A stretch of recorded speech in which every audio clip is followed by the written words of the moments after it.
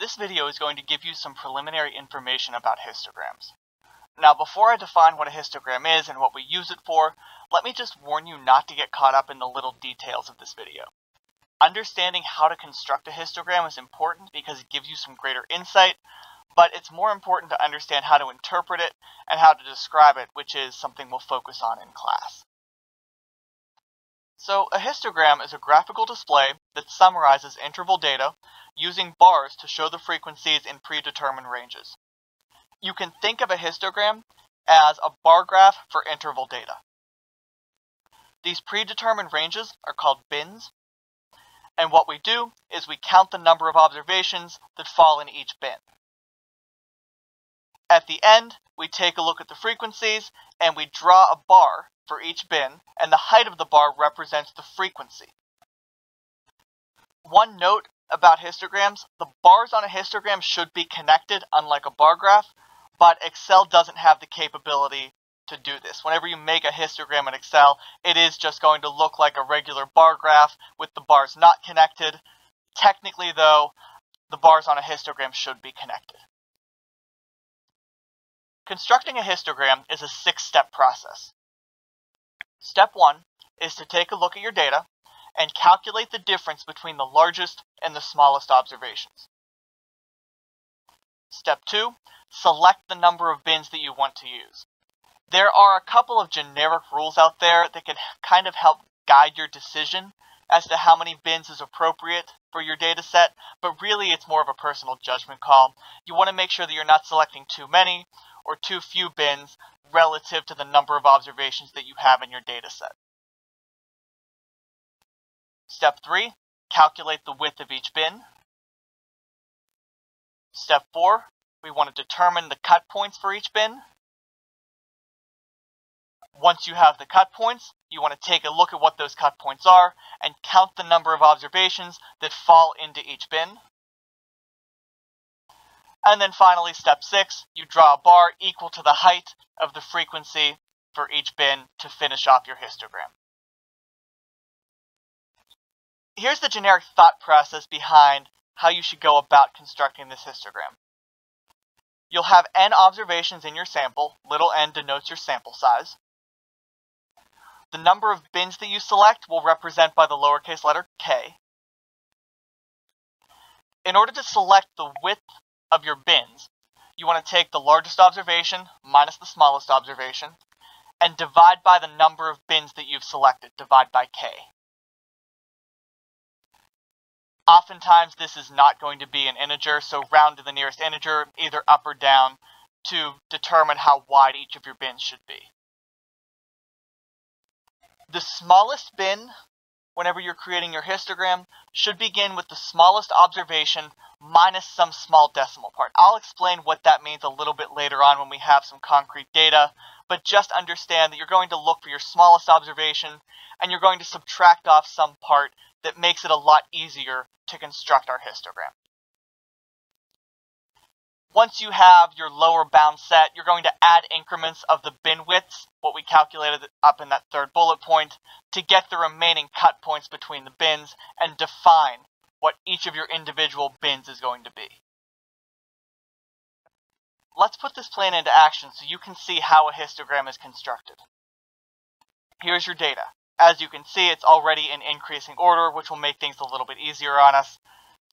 The smallest observations represent the lowest high temperatures, so there were a couple days where the high was only 73. Most of the data is in the 80s, and then there are a few days where the high temperature got up above 90, 91, 92 degrees. Our ultimate goal here is to construct a histogram of this data. First of all, we need the number of observations. July has 31 days, so we have 31 total observations. Let's choose 5 bins to work with. We only have 31 observations, so we don't want too many bins, but we still want to be able to see some separation between our data. The maximum is 92. The minimum high temperature was 73, which means that the difference between the largest and the smallest observations is 92 minus 73, which gives you 19.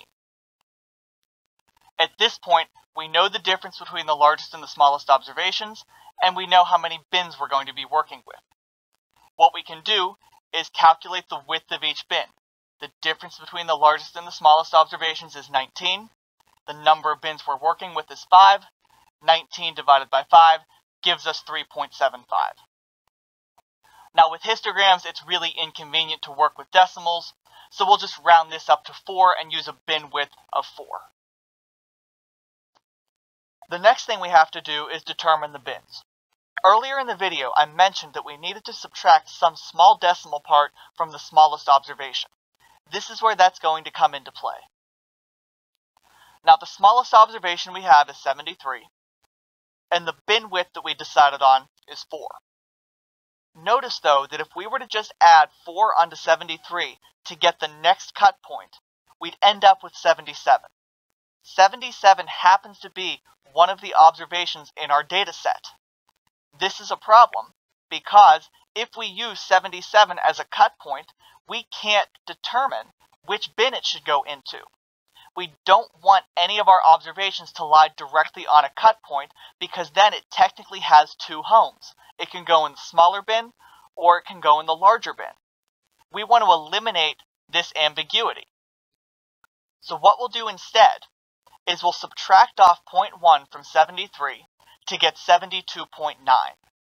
None of our observations have decimal parts, so by starting with 72.9, it guarantees that none of the observations will lie on a cut point, so every observation will go in just a single bin. Now what we can do is add 4 onto 72.9, and we end up with the upper bound for our smallest bin as 76.9.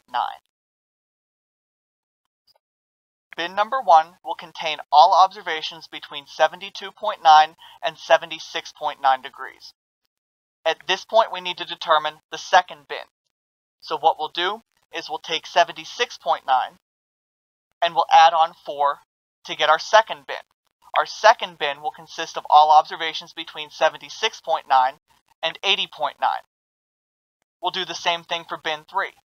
Bin 3 will be all the observations from 80.9 to 84.9.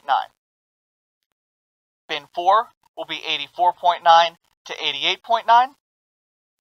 And bin 5, our largest bin, is going to be 88.9 to 92.9. Now that we have the bin set up, we need to count the number of observations that lie in each bin. Take a look at the first bin, 72.9 to 76.9. Looking at the data, 73, 73, and 75 are the only observations that fall in bin 1. So bin 1 is going to have a frequency of 3 observations. We do the same thing for bin 2. Bin 2, we're looking for any observations between 76.9 and 80.9. That's this set right here, 77, 78, 79, and then 4 days where the high temperature was exactly 80. This gives us 7 observations in the second bin. The third bin, we need the observations between 80.9 and 84.9. We have this set here, 81, 3 observations at 82, another 3 observations at 83, and then 1 observation at 84, for a total of 8 observations. Bin 4 consists of all high temperatures between 84.9 and 88.9. That's this set here, 3 observations of 85, 4 observations of 87, and 2 observations of 88, for a total of 9. And then the remaining observations, 89, 91, 92, and 92, go in bin number 5, which consists of the range 88.9 to 92.9, for a total of 4 observations. The last thing we need to do is create and interpret the histogram. Now, I'm going to show you how to create a histogram in class, so for the time being, let's just pretend that we do some statistics magic, and the histogram magically appears. The way we construct this is by drawing a bar for each bin based on the frequency. notice that Excel puts the upper cut point of the bin directly underneath the bar. So the smallest bin, which ranged from 72.9 to 76.9, is going to be labeled as 76.9. It contains all observations between 72.9 and 76.9, but Excel just labels the upper cut point. This bin had a frequency of 3, so the bar gets a height of 3. The second bin ranged from 76.9 to 80.9, so it gets labeled as 80.9. It had 7 observations in it, so it gets a frequency of 7. The third bin ranged from 80.9 to 84.9. It had 8 observations, so the height of the bar is 8. The fourth bin went from 84.9 to 88.9. It had 9 observations, so it has a frequency of 9. And finally, the fifth bin that contained our largest observations ranged from 88.9 to 92.9. There were 4 observations, so the height of this bar is 4. So, like I said at the beginning of the video, don't get caught up in all of the details here. We'll go over one more example in class so you can see again how a histogram is constructed, but really what I'm more focused on is what we're going to be doing in class. I'll show you how to create a histogram in Excel in class, so you can bring your laptops if you want to follow along. And we'll go over some additional information about histograms, and we're also going to cover very briefly time series plots in class.